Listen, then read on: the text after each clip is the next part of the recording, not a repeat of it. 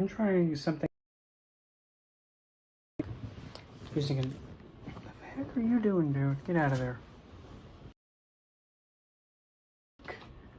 In that kind of manner, like what just happened, but whatever. So I'm trying out something new. This is what's this stupid thing called? I think it's called Prism. An app that can let me stream 2 places at once. Just giving it a shot to see how it goes. If it's good, yay. If it's crap, well, meh.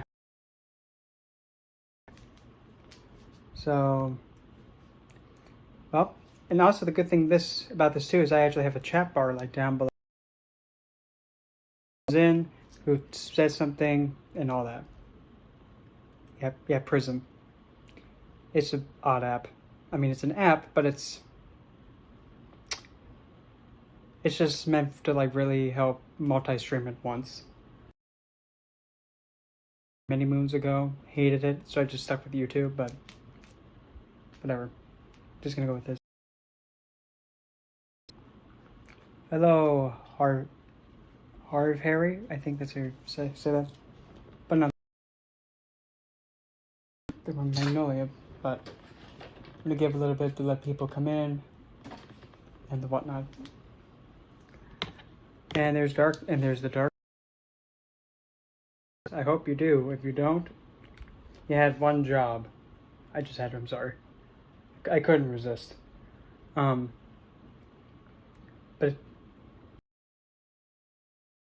quality, here, let me see if I can fix that.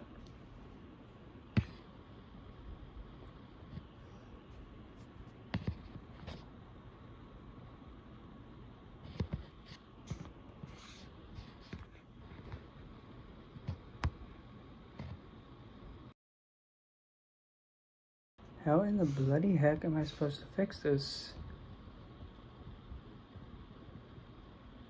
No, dimwit.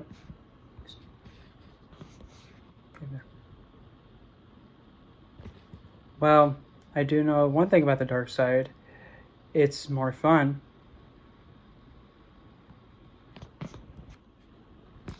Okay, I think I found... That was useful. It's tits on a nun. Hello, loyalty. No. If this thing keeps misbehaving, I'm just gonna say, throw this thing off a cliff, and I'll just milkshake. Thank you. Bob, I don't think I have any way of changing the quality. So, wait. There's maybe one thing I can do.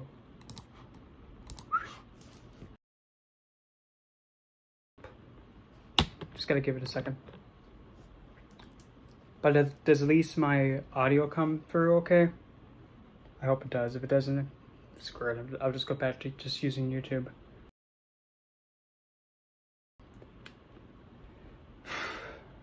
Anyway.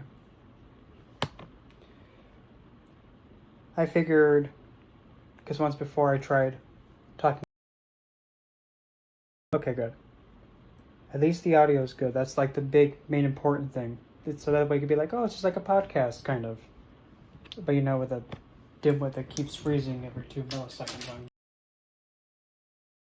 It's not one of those shows anyway. Okay, so once before I tried talking about mental health and you're doing any kind of spiritual work, any kind of magical practice, or anything like that. Someone thought it'd be cute to come on in and derail me. Yeah, well. Think of this just like as a podcast. Like really trying to oil my face up with these oil blends. I don't even know why I'm doing that.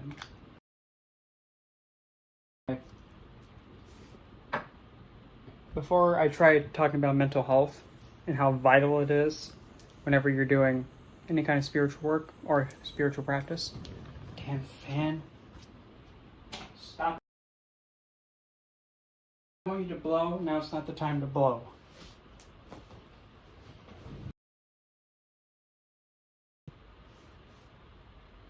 but the sound comes out, right?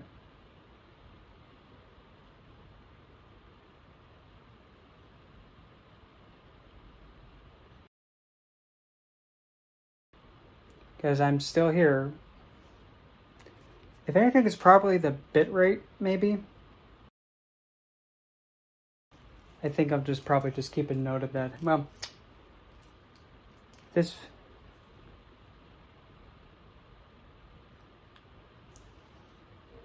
Well, it depends.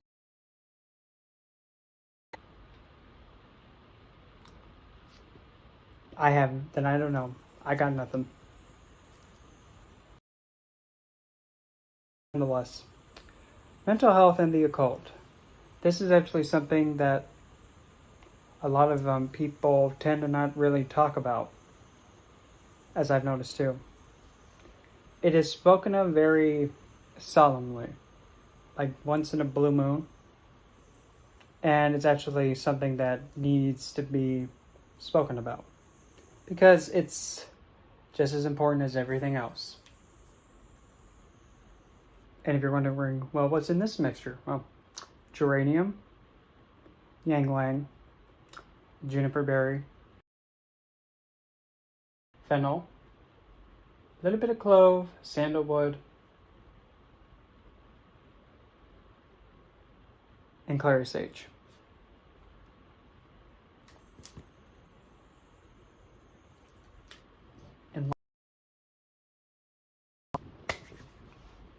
But wait, oh, and also violet. I forgot her.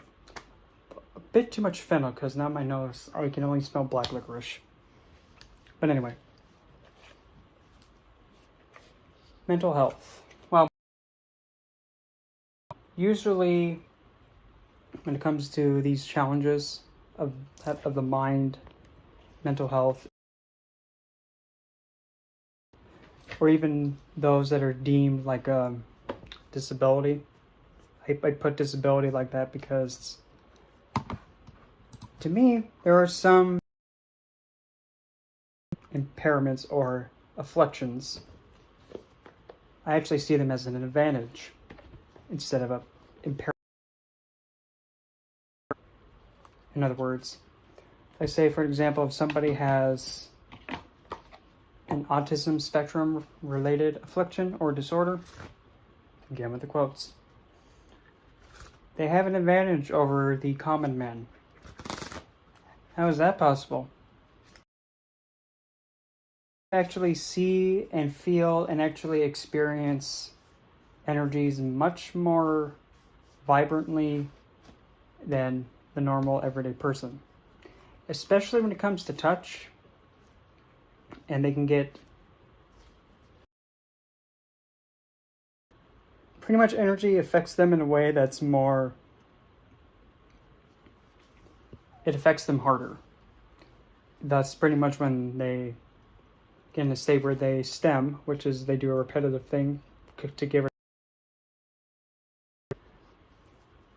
They pretty much get so imbued with that energy that they have to get rid of it. They can't sit still. They need to do something to get rid of it. And since they do it over and over and over again, it's just like it's just behavior that's just learned. There's nothing really wrong with it. It is what it is.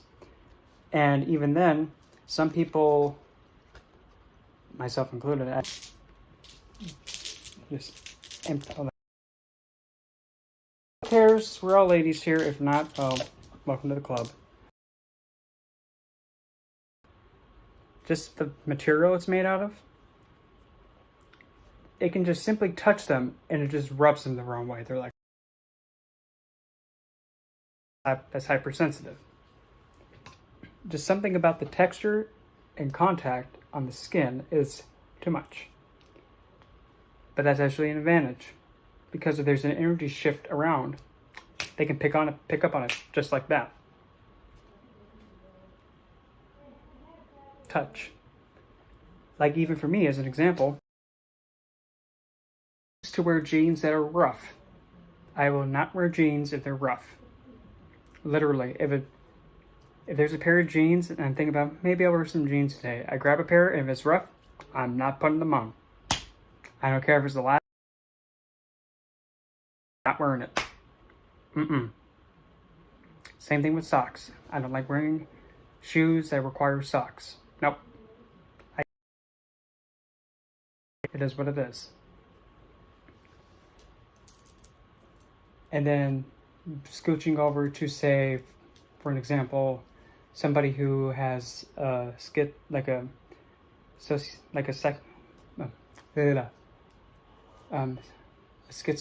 disorder, has them experience psychosis or schizophrenic incidences. Again, that's an advantage over the common man. You're probably thinking, how in the heck can having a schizoaffective disorder or anything like schizophrenia, how can that be an advantage? Well, I just said it. They're able to see and comprehend what the common man cannot see. But nonetheless, though, whatever they're experiencing at the given moment, even if it's something completely random and different is because you're not seeing or not experiencing what they are experiencing, that doesn't mean it's not valid. Because the only experience that you can back up really is your own, and what you're experiencing is sitting in front of you, or what you have experienced. Nonetheless, though,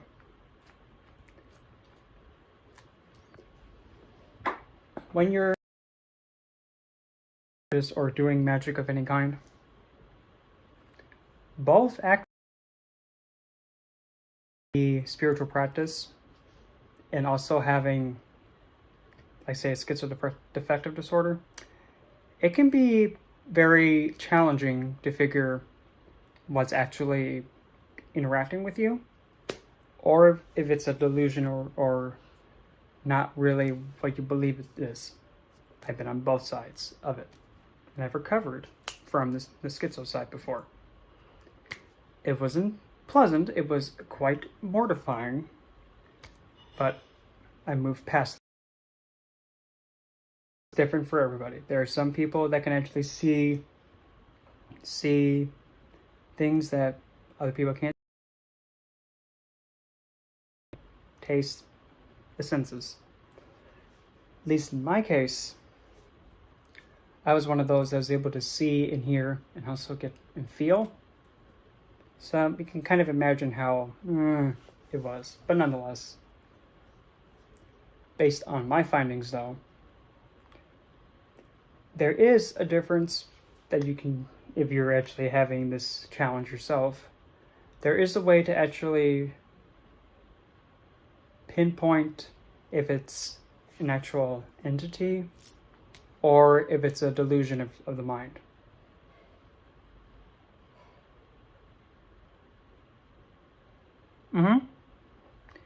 Back in,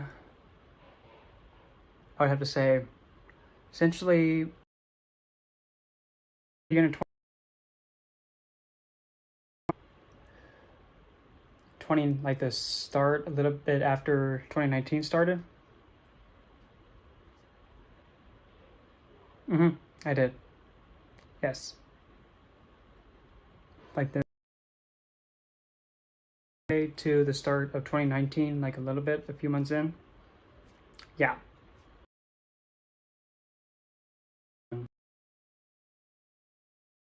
But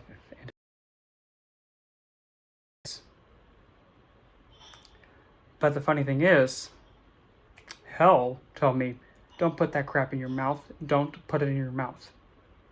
Glad she told me not to do it. Because psychotics and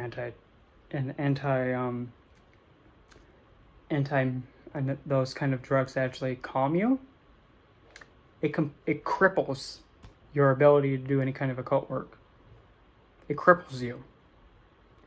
It completely shuts off your emotional side and your spiritual side. It negates it. However, though, there are instances where they have no choice. They have to do it. It is what it is. And it's not something that's comfortable. It's not, because going around feeling like just a void, that's not a way to live. In some instances, it can't be helped, but not being able to do your practice and not being able to experience it on a spiritual level, which is water, emotions is water, those antipsychotics and and those medications that are meant to like calm somebody down, and antidepressants, they completely void someone. It makes them feel empty. It makes them feel blank. And even though it's either hypoactive or hyperactive, nonetheless, the body naturally usually knows how to take care of itself. When that regulation gets affected, it can cause damage. That's why usually these kind of disorders that come in, not saying all the time, but a good majority of the time,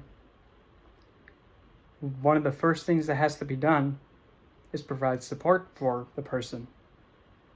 Because if you don't, and if you keep shrugging it off and just jumping to drugging them, it's not going to solve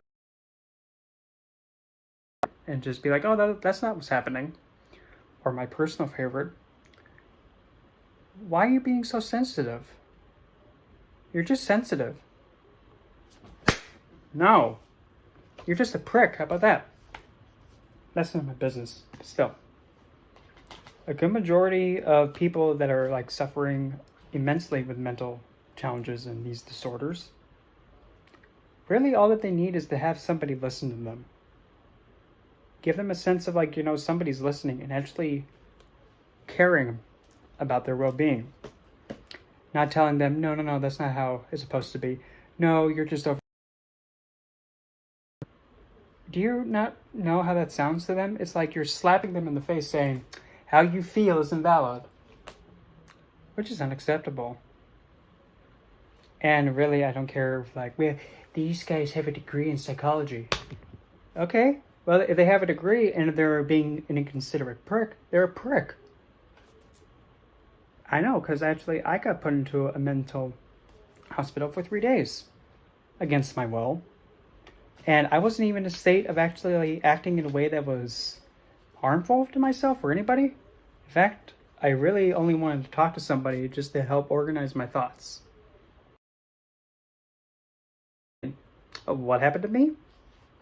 Got taken to the ER, traumatized, almost had a catheter shoved in me because I couldn't go to the bathroom, and the nurses refused to listen to me saying, I can't use the bathroom.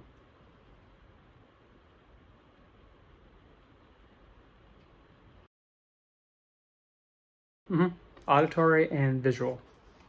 And also the touch, the sense of touch too. But nonetheless, I had a catheter almost shoved in me, and I told him, I can't use the bathroom because I haven't eaten or drinking anything all day. How can I use the bathroom? Don't try. I tried to anyway, and that traumatized me. And I was all by myself with no support. Just me. And the whole time, all of this is going on, it's making it worse and worse and worse. Somebody. That's it. But no. Let's just have me be taken to another hospital. Me saying, I want to speak to somebody just to help organize my thoughts and get another opinion. Apparently that sounds like I want to end my life. Literal stupidity. I got put in that hospital for 3 days. I purposely did not want to go anywhere. I refused to even get out of the room. I just sat there by myself. Nurses and staff came in saying, why aren't you wanting to leave the room? Even listen to me, so why am I going to even go?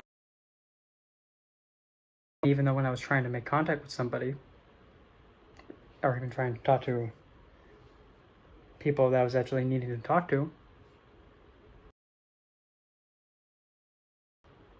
I don't want to even talk to you guys because you don't listen. Oh, do you want to talk about it? No, there's no point, because when I try and say something, I feel like, well, it's just being blown off. when all that I wanted was just to talk to someone to this against my will. So no, I don't want to talk to you. Well, if you don't comply, I can't even remember what they said, but I mean, I even was about to say, really? You're threatening somebody that is forced to be in your institution against their will, and after already being traumatized. No, wait. It's like you're purposely inflicting this impairment or this disorder onto the patient. I kind of think, isn't that, I don't know. Isn't that malpractice of a medical license? Because, I mean, you do have to have, the credentials to be a psychologist or an advisor, like counselor. So if you're attributing to the, I don't think you need to have that medical license, sir. I think, you should have that thing and have it ripped in front of your face and go back to college and start from square one again. Back to kindergarten and actually learn the first vital skill you need. Learn how to shut face and listen. It's simple. Really, all that's needed is just to listen. Because if you can just have that one skill, just listen and hold space. Good. The cases of these mental afflictions would drop. Like Peter Griffin jumping off the Empire State Building. Drop. Dead serious.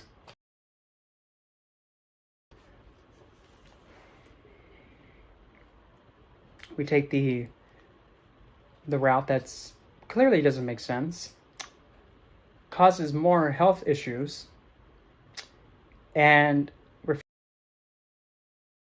make it more complicated by giving man-made drugs. Instead of, let's do 4 other things that are just unnecessary and should be done as a last resort. Because if you listen, this is what happens when you just listen and hold space to someone. 1, they're able to allow all that, whatever is bothering them and whatever is plaguing them, they're allowed to finally spew it and get it off them.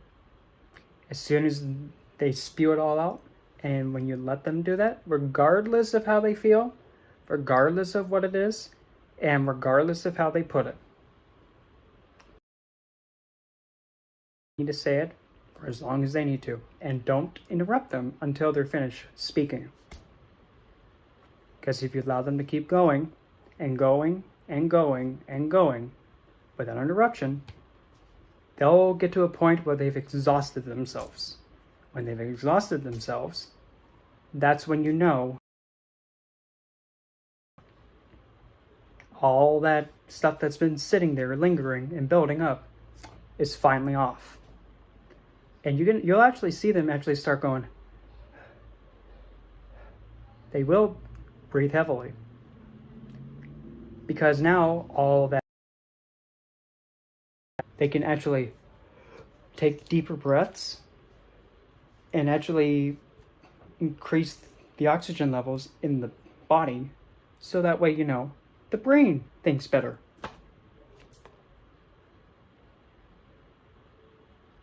That's science and also spirituality merged together like that. But that's none of my business. But still. When you get all that off of them and they're like taking deep breaths, that's when you, again, ask them if there's anything left that has to be said, regardless of what it is, good, bad, dreadful, doesn't matter. And don't not let it make you flinch, regardless of what it is. That's when you begin strategizing with them for an action plan for whatever they're facing and to go about it the best way possible. And actually give form potential ways of handling whatever they were facing. Give them ideas and help explore it with them and help them figure out what's the best course of action. It's simple, but people don't know how to do it. I mean, they may know how to do it, but they think, it's easier just to go adult candy and make people be like that.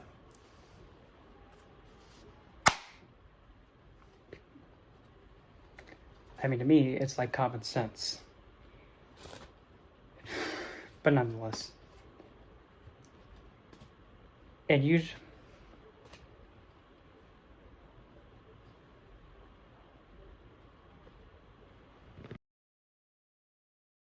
From the dreaming you mentioned sounds like from the late 20th century on how nurses...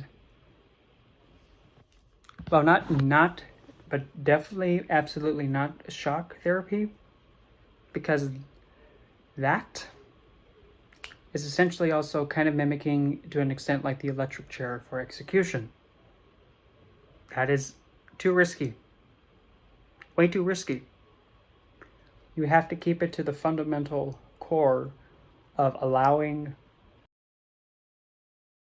mental... If they have a mental affliction, they can't think properly, they can't comprehend properly, because of whatever traumatic thing that's either happened to them or in their thinking process has been damaged. That's a common belief that the youngest ages of like infancy to like a toddler and childhood, those are the most sensitive. It's not said that just for woozies. Legitimately, it is. Because whatever gets put in there, and whatever the child experiences, they get stuck with it. And even back then, too, I mean, I'm not really sure, but... Because, I haven't really looked into it. Some things like alternative medicine, to be technical... Really, it's not alternative because it's using plant-based and nature-based. For example, essential oils. That's an example. Jasmine. Jasmine is a mood stabilizer. Believe it or not. While some people think, well, it's just a plant. It's not scientifically proven. You take a whiff of jasmine and then you tell me how you feel.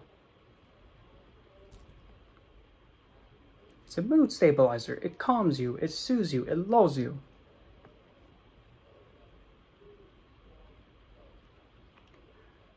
I haven't read that book, but the thing is, I've also...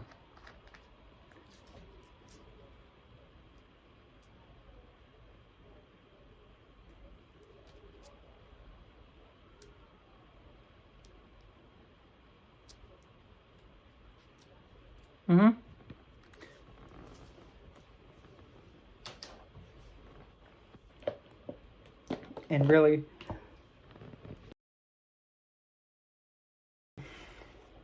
it really is a subject that's very difficult to go to because it's so...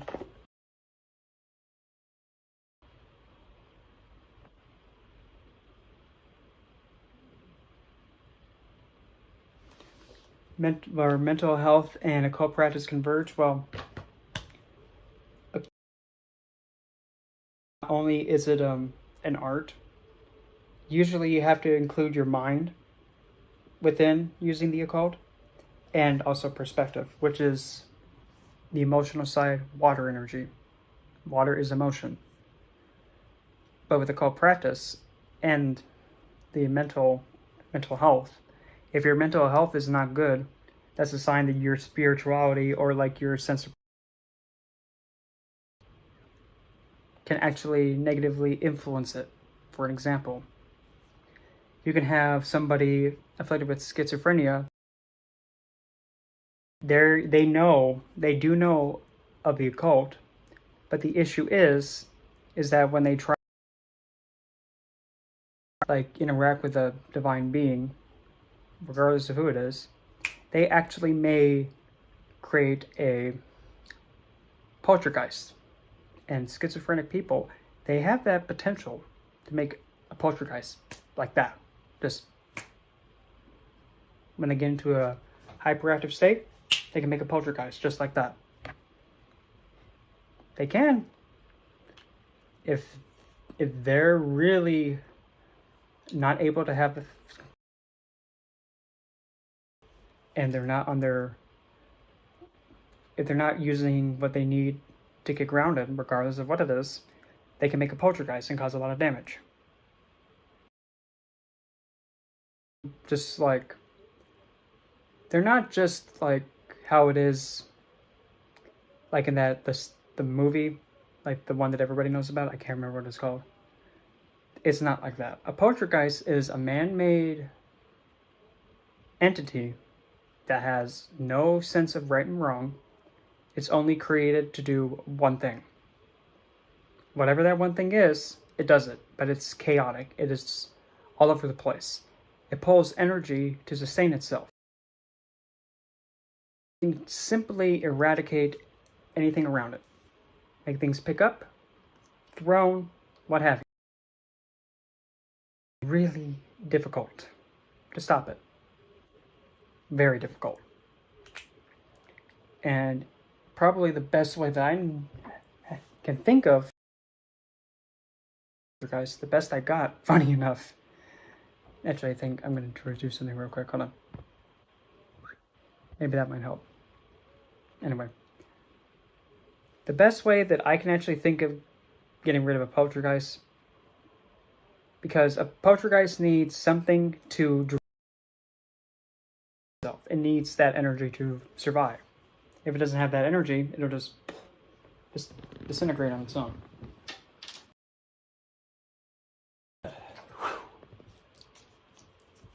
The best way to stop a poltergeist, at least to my knowledge, is to trap it between two portals. Because when you have a portal, you need to also have an entrance and where it leads to. You can't just be like a portal. Okay? Where is the other side of that portal? Because if we just have a portal that goes somewhere, okay, you just have a portal that leads to who knows where. Where's the exit point? So you would make a portal that goes like this. There's the entrance there. And now you put the exit right in front. It's stuck in an infinite loop. It can't get out. That way it's... If any of you have seen that Cartoon Network show, Ed, Edd n Eddy, I know this is a really odd reference, but still. There was an episode when they broke reality, and there was Ed, the dim-witted one, and then the short pink one, Eddie. Eddie was standing on top of a portable hole. Eddie fell through it. And Ed just looked down like, Eddie? And then Eddie just comes from the top of the screen going, Eddie? And he's stuck in that infinite loop of going.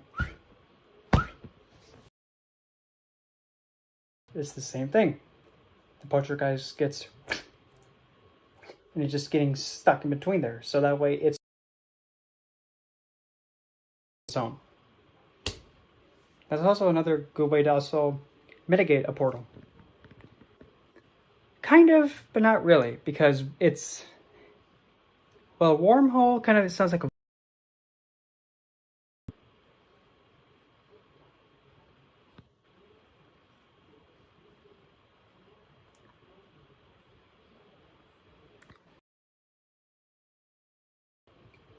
Usually when you make a portal, it's not really that difficult. You just have to really... You have to make it... how do you go about it? The most simplistic way that I... Just simply stating there's a portal that leads to point A. There's the point A like this. There's a portal and this is point A. Other part of that portal, part B, and then you just smack them together. But you have to make sure that the being is actually... Because once it's stuck in there, it's not going to go anywhere. It's going to go... And it's just going to be stuck going forward and it can't stop it. It doesn't have awareness to be aware that, oh, I'm going through a portal. It's only programmed to do the thing it's programmed to do, and it just pulls energy to sustain itself. If it keeps being stuck in an infinite loop, it can't pull anything because it's going transition into a different location. So same thing too. A friend of mine, he was actually being harassed by, I can't remember that fiend's name, but there was a portal by the at the top of the stairs. When it was nighttime, it would actually use the stairs to actually come down and terrorize them, because I think they were in the living room, and yeah, it used to daily, almost near midnight, and just completely terrorize everybody for about a few hours, then go back up. Simply put on the next step up, make a portal big enough so that way when it comes out,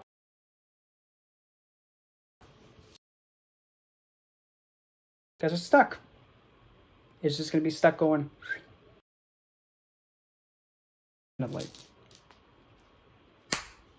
It's like literally you just trolled it so bad that it can't get out of it.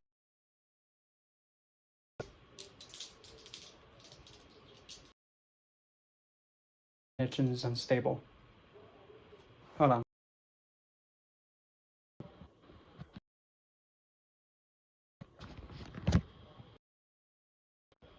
Okay, I don't know what just happened.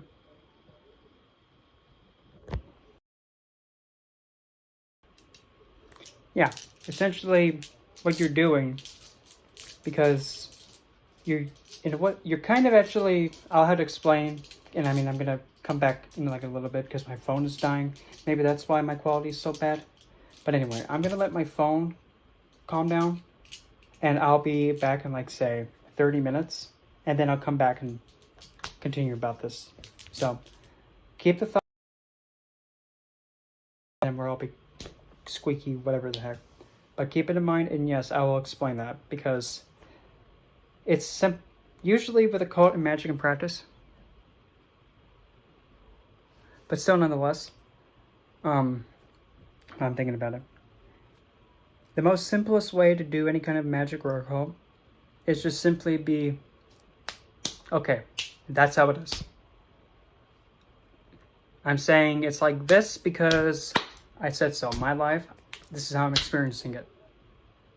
But again, two things. One, you have to be realistic. Enforcement fanboying at you, trying to put the cuffs on you and take you in because you committed a crime. You simply turning to them and saying, nope, you guys. No. That's impractical. But saying, like, if you feel, or if there's somebody's curse, you don't have to take the curse. You don't have to. There's nothing.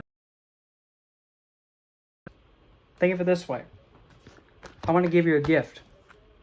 You don't want the gift, so you decline it. You don't have to take the gift. There's nothing saying you must accept this gift. I don't want it though. You can keep it. You don't have to accept it, because it's your life. You decide how it affects you and all that. Your life, you're in control. Nobody else. So with that in mind, I'm just explaining it right here. If you're saying it's this way, it is. It doesn't matter who, what, or whatever is saying, like, well, it could be like this. Well, to them it's like that, but to you, completely different. They're not you. They don't have your life. They don't have your brain. They don't have your eyes. They don't have any of you. So with that in mind, what they say about how things affect you doesn't matter. All that matters is how it's coming from you. If you're feeling agitated, your feelings are valid. If somebody is agitating you, and if you're agitated, and then they turn around and say, don't be agitated, you're just really sensitive. You should feel grateful that I'm helping you. No.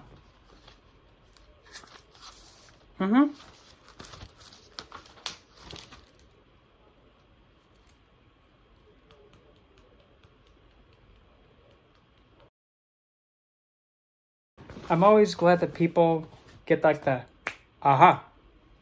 That makes sense and it's simple, yeah. And funny enough, where's my dark goddess circle? I just had it. Oh, right in front of my face.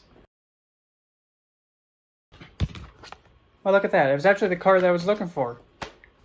Comes flying out Lilith. She goes, like she was like, okay, here, honey, let me come in.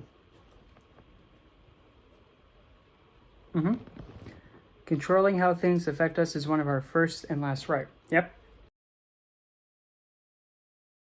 But again, the lovely Lilith. What do we know about Lilith? Number one, she does as she pleases. You can't tell her to do anything. You cannot force her to do anything. Because she will say, oh, you think you're gonna have me do that? Really? Aw. What do you want to be? No. Push Lilith. That's a big no-no. She is in full control of herself, and she knows that she's in control of her being. Nobody else.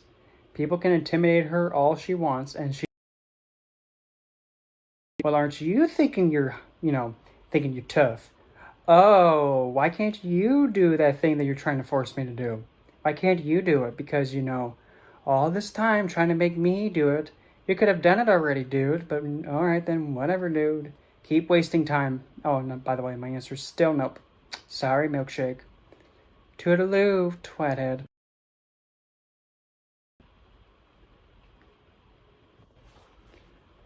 But this artwork, what I really like, in a way, with this depiction though, of her, I do. I mean, I just have to go. Depiction, I get this. Well,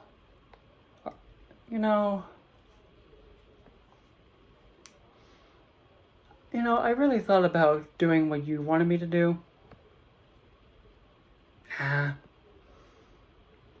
It'd be a real shame if you, just did it yourself, because you had to have somebody else do it, but you can't even use your own two hands, dude. Oh my, what a shame.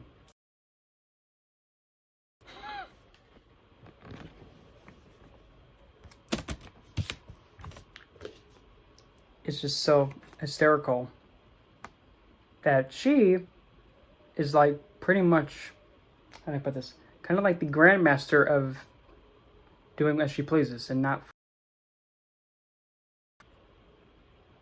Yeah, she is sassy. And in fact, one of the things she likes to do is like being told, no, Lilith, don't do that. She'll just go, oh, I can't do what now? Oh, you mean this? And then she does exactly what you do. She actually does it, and as notice in front of you, you said it, didn't I? Too bad.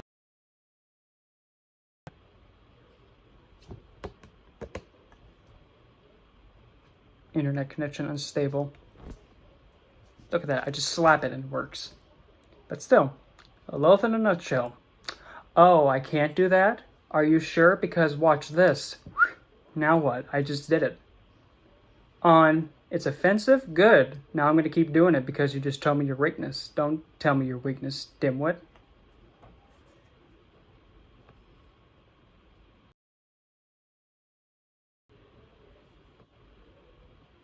But of course, there is the fine line of telling something or someone not to do something for their safety, or being told not to, for whatever reason, to do it. Like, for an example, if somebody wants to go out dressed up however they're dressed, even though it might be a bit suggestive, it makes them feel empowered. And if somebody's like, you can't go out dressed like that, why not? You jealous? You jealous because I got curves, you don't? Heck, I'd be jealous too if I was, a muffin top. Oh well, go back to the, why don't you make yourself useful and get, baker would make you right next time. You get covered in frosting so that way your mouth. Oh, she just came out of nowhere loud right there. Gosh, I just love it when she comes in like that. Because when she comes in, when she kind of makes like a reference to like insulting someone, it just flows just so perfectly. Just like the thing about somebody slipping on a banana peel, and she was saying to them, it's like, wow, this is just like in the cartoons. Like when the breaks their coccyx. Yeah, it is like the cartoons, so that does make you a joke. I can't get over that. Wow, you got taken out by a banana peel? It's just like in the cartoons. So I guess that really does make you a joke. Oh, woe is you with a broken coccyx. Oh well, looks like you can't, be sitting on it then. Oh well, it's okay.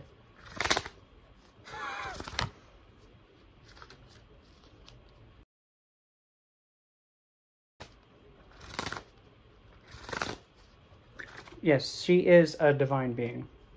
She is a divine, primordial for that matter. In fact, if you're familiar with, well, this is going to sound a little odd, but still, Karen. One of the best ways to actually connect to a certain deity makes the whole occult practice so vast.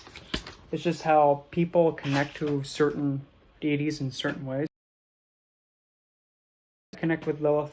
Will you stop flipping and flapping? Something like as an object, which makes me just want to snap it in two. And then there's me, for an example, that sees Lilith something like this. That. And if you're familiar with Yu-Gi-Oh, yes, this is a Yu-Gi-Oh monster. Dark Elf.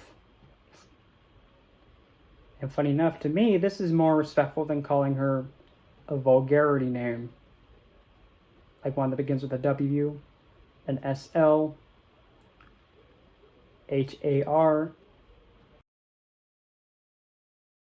Yeah.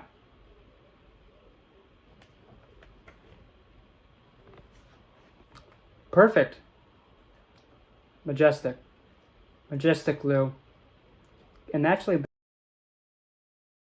being able to transition into your true self. Be hating that, I'm so empowered in myself that I'm going to be living the life that I want to live, how I deem fit. You don't like it? Well, woe is you. It's not your life, so go away, twathead.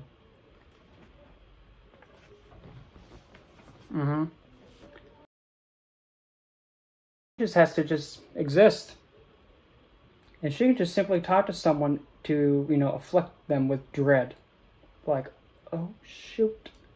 I think I made a mistake saying something that I shouldn't have said. Oh, no, it's okay, hon. Don't worry. Just when you go to sleep tonight, you may not, open your eyes tomorrow. Anyway, sleep well. But the way that she likes to empower somebody or like get somebody going in the right direction or kind of motivating them in a way, the best way, what I love about her is that say, why aren't you're not doing what makes you empowered. Stop doing that. She actually does it in a way that's so passive aggressive and also in a way that's using seduction as as is intended, in a way that goes somewhat like this. Oh, you're doing that stupid thing again, huh? I really thought you were going to be your best now. Oh, what a shame. What a disappointment. Oh, don't listen. No, no, no, no. Don't listen to me. You keep doing your thing. Keep doing what you want to do. No, you know what's best. Do your life, hon. Men are stupid creatures. Nope, don't, no, no, no. I tried telling you one time, but nope. You do you, hon. You don't even listen to me anyway. So, nah, I don't want to even listen to you. Maybe one of these days you'll, keep doing that thing that makes you feel your best. Maybe, but I doubt it. But what do I know? That's how she gets someone to kind of reconsider and rethink.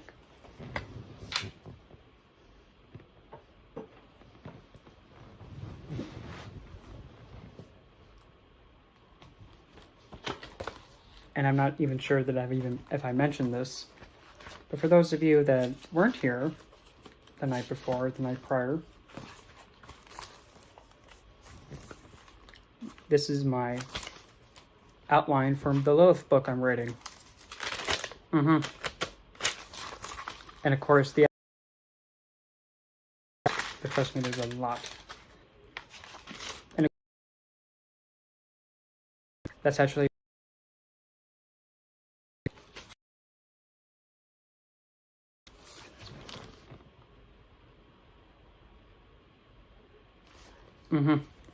that's another thing that she does.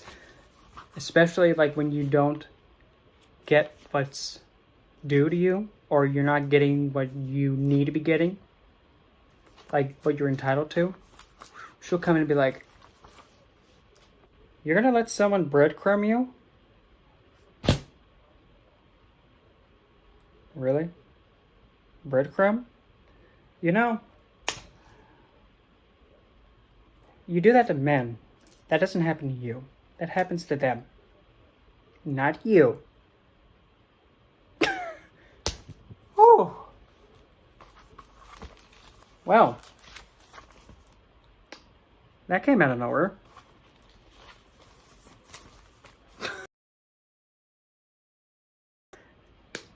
Young lady.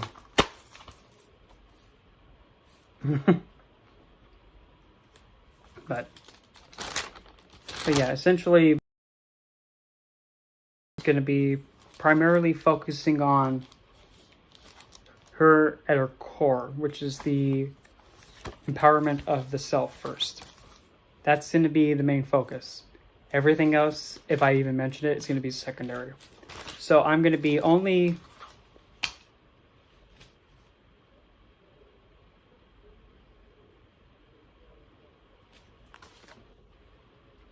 Oh, it's okay.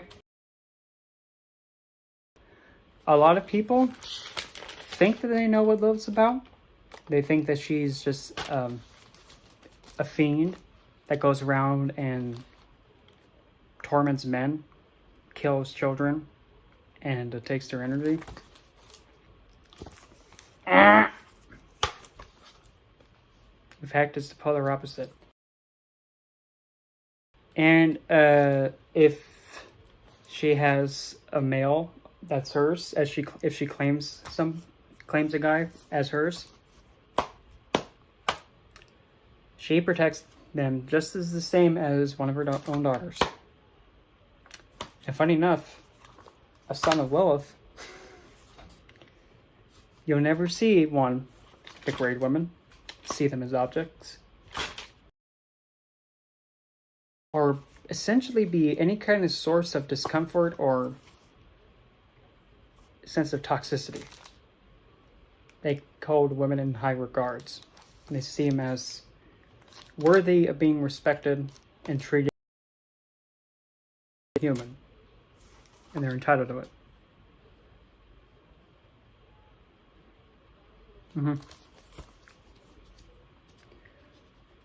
But primarily, I'm only going to stick to the trick them, because is potential Arena? Oh, that's...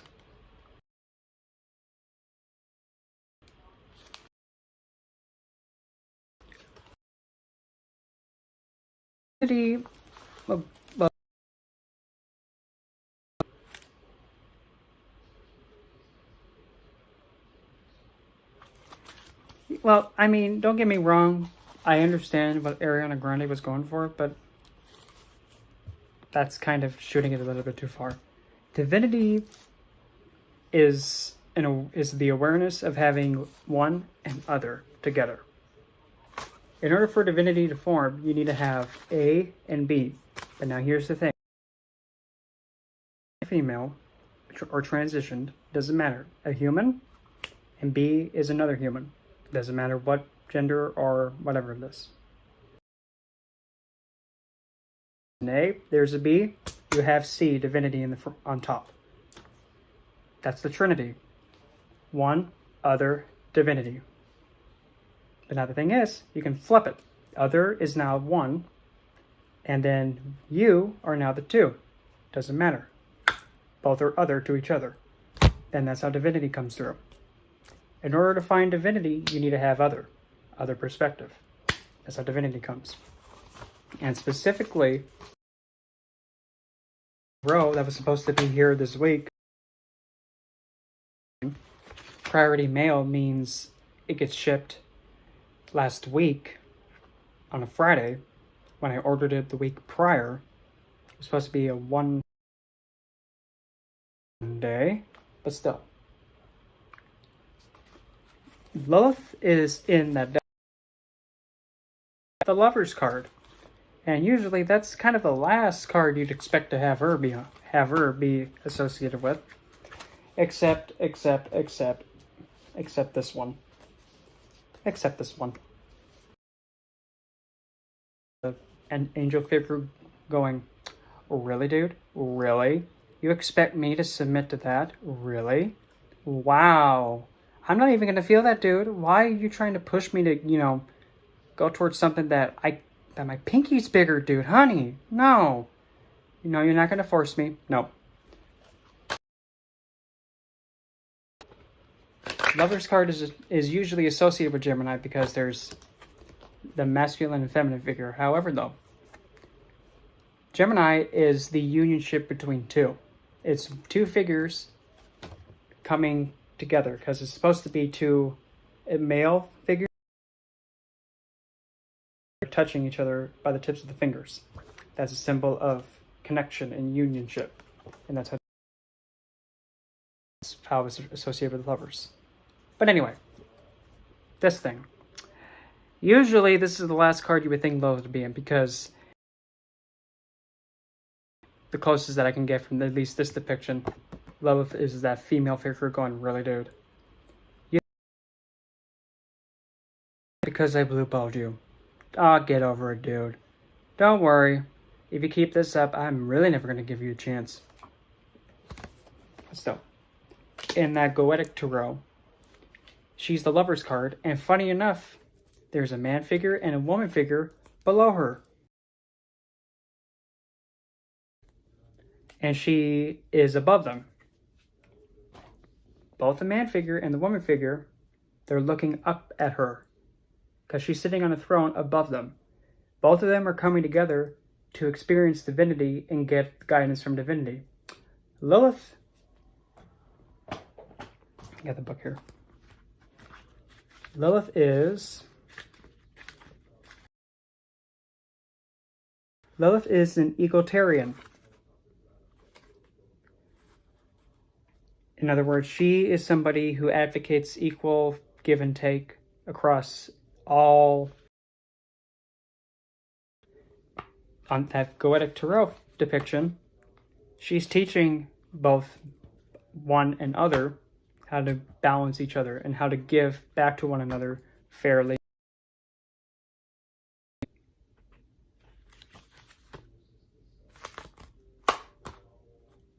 Teaching the two how to connect to one another, how to really understand that in order to have experience with divinity, you need to have the connection. If you're not going to have the connection, don't even bother.